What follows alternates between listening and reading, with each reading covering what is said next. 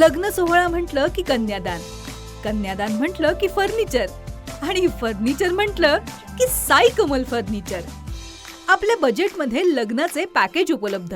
तसंच कपाट, showcase, bed, dressing, dining, teapoy, sofa set या वस्तूंनी परिपूर्ण सप्तपदी पॅकेज उपलब्ध. याचबरोबर टेबल, खुर्ची, आराम खुर्ची, वॉर्डरोब, डबल बेड तसंच सोफ्याच्या वेगवेगळ्या व्हरायटीज. अर्थात घरासाठी आवश्यक ते सर्व फर्निचर म्हणजेच संगमनेरमधील साई कमल फर्निचर. साई कमल फर्निचर इथं ऑर्डर प्रमाणे सुद्धा फर्निचर तयार करून मिळेल. आजच भेट द्या साई कमल फर्निचरला. प्रोप्रायटर गणेश साहेबराव सातपुते, वसंत लॉन्स समोर, संगमनेर. मोबाईल 98 814 73 753 आणि 98 902 61 272.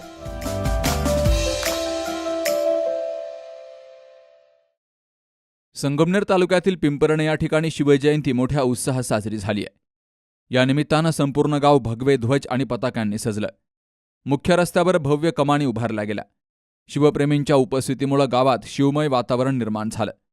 छत्रपती शिवरायांच्या प्रतिमेची मिरवणूक काढली गेली. त्यानंतर छत्रपती शिवाजी महाराज चौकात मुख्य सभेचं आयोजन केलं गेलं.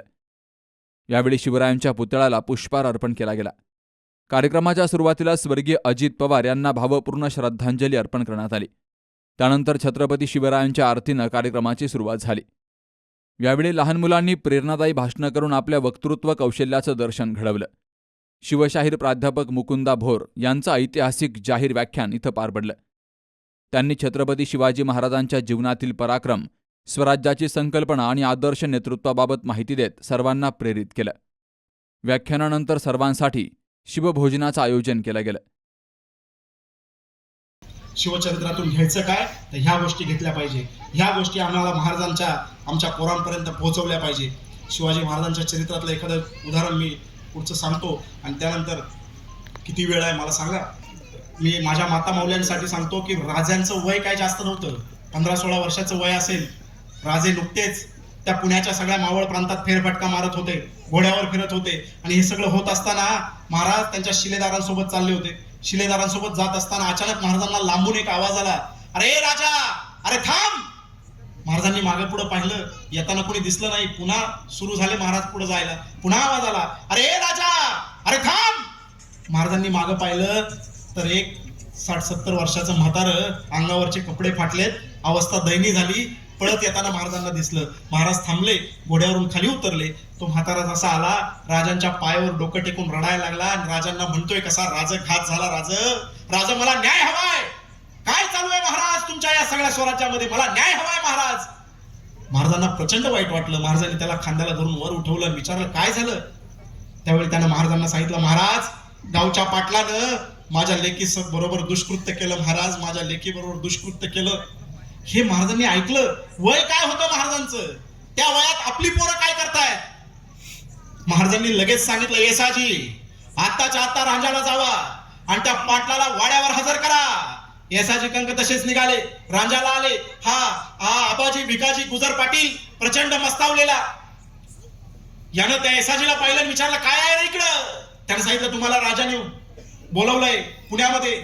येसाजीला सांगितलं, अरे तुझा राजा अजून लहान आहे, तुझ्या राजाची नाळ वाळली नाही आणि आम्हाला गिरफ्तार करायला माणसं पाठवतो काय. जाऊन सांग राजाला पाटील येत नाही म्हणून. येसाजी तसाच मागे आला. काय वय होतं या पोरांचं. येसाजी पुन्हा मागे आला. महाराजांना सांगता झाला, महाराज पाटील येत नाही. महाराज म्हणतात, येसाजी कमरेची समशेर काय प्रदर्शनासाठी दिलेली नाही. घोडेस्वार घेऊन जा आणि त्या पाटलाच्या मुसक्यावरून त्याला दरबारामध्ये हजर करा.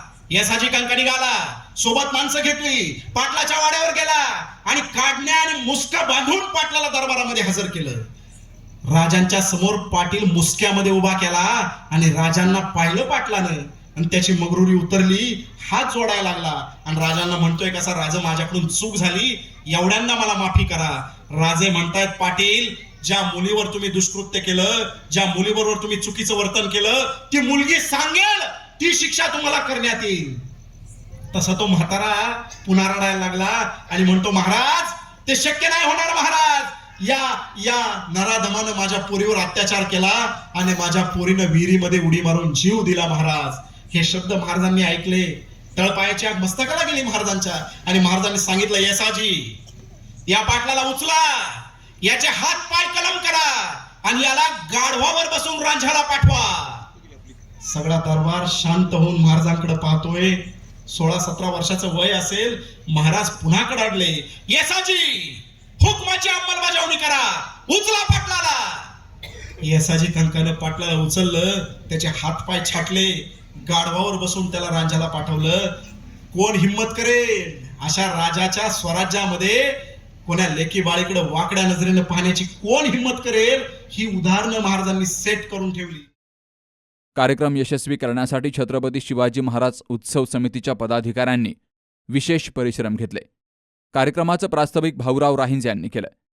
या शिवजयंती उत्सवात गावातील तसेच परिसरातील महिला, पुरुष, तरुण तरुणी आणि शिवभक्त मोठ्या संख्येनं सहभागी झाले. Subhash Bhalerao, C News Marathi, Sangamner.